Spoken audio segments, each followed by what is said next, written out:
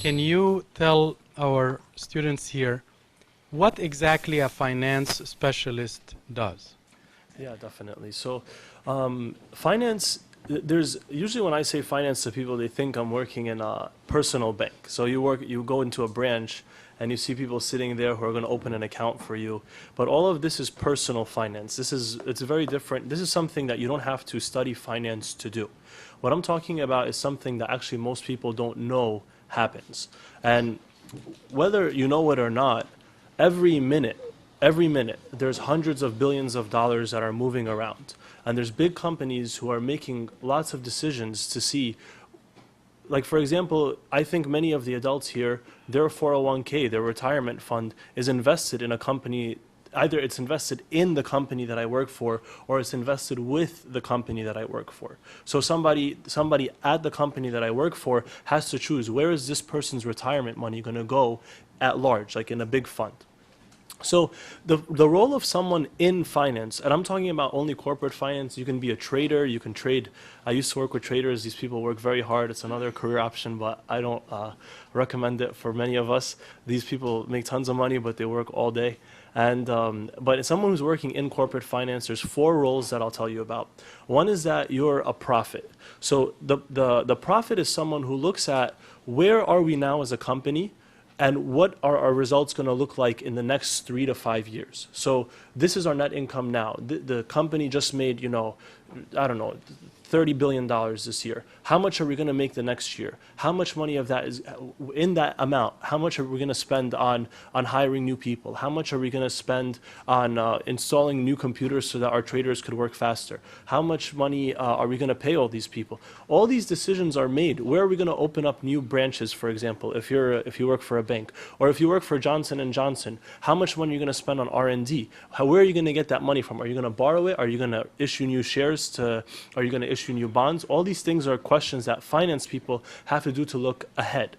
The next role is a historian. So the finance person is looking back. The finance person holds the numbers, right? This is a very important thing because we have to maintain the integrity of the results of the company. If when you guys hear on the news, like on Bloomberg or CNN, or the share price went up, the share price went down, this and this happened, is that really a real number? How do you know that that number is true? And there's people who work very hard to make sure those numbers are right. The last 2 roles are a policeman. So the finance person has to make sure, I'll give you so many examples. One, well, actually I'll give you one, but there are many. A trader says, oh, today I made $1 million on this trade that I did. How in the world did this trader make $1 million? Did he make $1 million because it's something that nobody can observe in life? It's a trade that never happens. It's not like Microsoft being traded all the time. And he just said he made $1 million. How do you know that that number is right? How do you know that somebody isn't entering just throwing in some number up there that looks right and ties with everything, but it's not just a plug?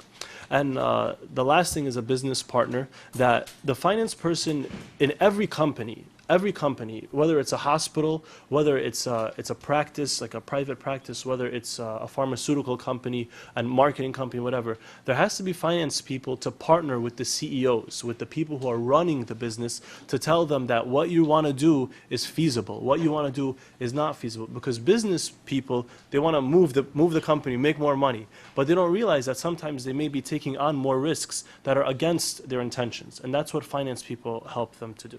Thank you. Pass it to Steve, please. Then, with the New York economy and the cutting of jobs in teaching, are you still recommending this job to some of your fellow brothers and sisters, or do you think we should tell them, do not think of teachers? There are jobs for teaching? All right. Actually, you know what? Mary can answer that question probably a little better than I am. She's from the New York area. In New Jersey, things are definitely starting to get better, and something that education is one field where they will always need teachers. We will always be in demand. Right now, it's the economy is tough everywhere, and again, if this is something that you want to do, I'll give you Mary for an example. When she got hired, she was hired in August of 2010. The previous year, August 2009, in New Brunswick, in our district where we teach at, there was over 70 teachers hired that year. The year that Mary got hired, there was only 7 teachers that got hired, and Mary was one of them. And I'm not going to say this because we're in a church, so, we're in a church. I'm not saying that because we're here in a church. Sometimes we gotta trust God, you know what I mean? And I'm not just saying that because we're in a church again, but without prayers and all that stuff, Mary probably wouldn't have gotten that position, but it's something she loved, and God put her where He wanted to put her.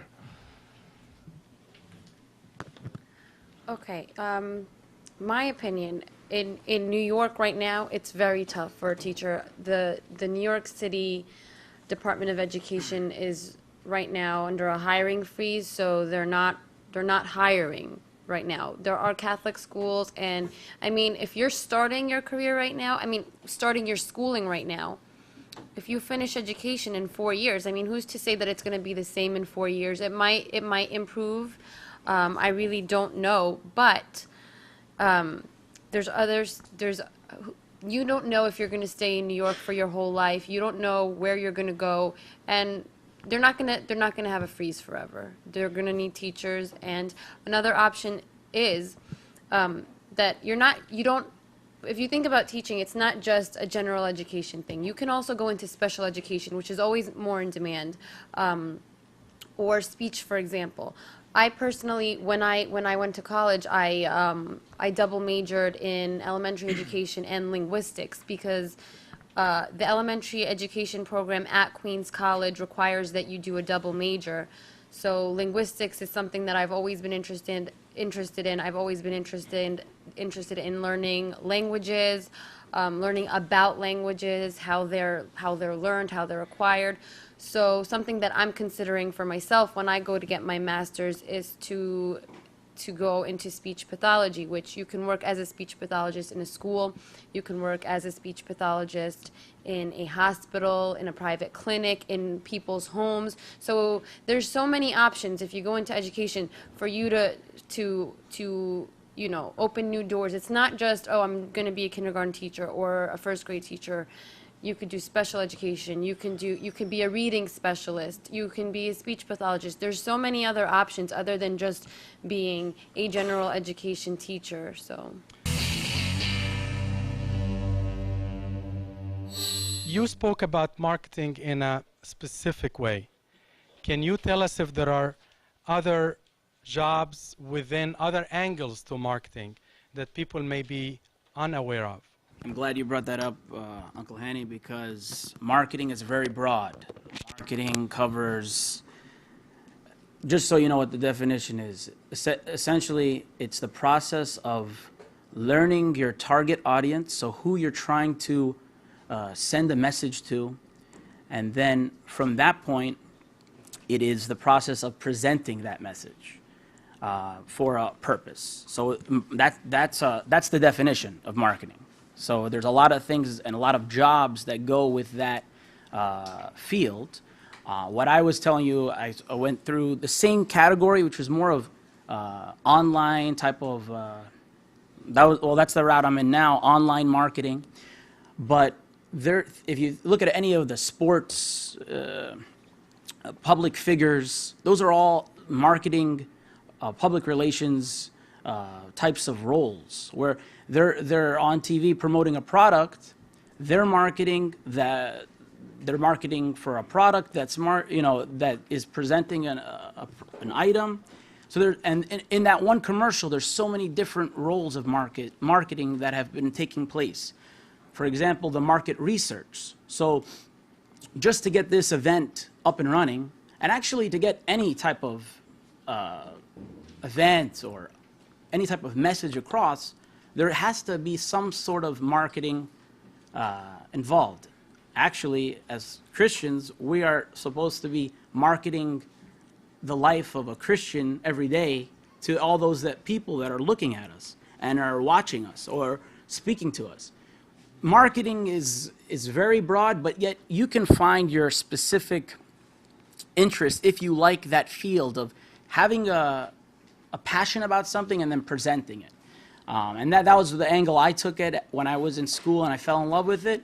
And that's what I'm doing right now. But again, there's research. If you're more of a data person, like our brother Ma'ar here, you can get in all the numbers and all the types of demographics and figure out who would be the best fit for a certain something. And you can also get into advertising. You can get into different public relations, even the political figures. All of that is through marketing. So I wouldn't really be able to cover all the bases. So definitely, if you have more questions about that, please feel free to reach out to me. And of course, there's so many resources that will help you trigger your interest if you have it. So Abuna Michael happened to have his background also in marketing. So I was wondering if you can give us your past life experience in that. Sure, absolutely. I had a similar experience with, I think, half the panel here, which was I was also pre-med. I started off, and I was a slow learner like Ma'ar. It was kind of in me that I knew I didn't want to do medicine, but I had a lot of, it's not that I didn't want to give in and be defeated by medicine, but it was more the influence of my parents. They really wanted me to be a doctor. And I always joke around, but it's true that my mom finally stopped pushing me to be a DR when I became an FR, a father, a priest. So yeah, that's when she finally threw in the towel on that one. But I kind of, I was doing the pre-med route, and I enjoyed science, but I really kind of learned after my second year, my third year actually, that I didn't want to be a doctor, but I enjoyed biology. I enjoyed learning about the sciences, but I really wanted to work on the business side of things.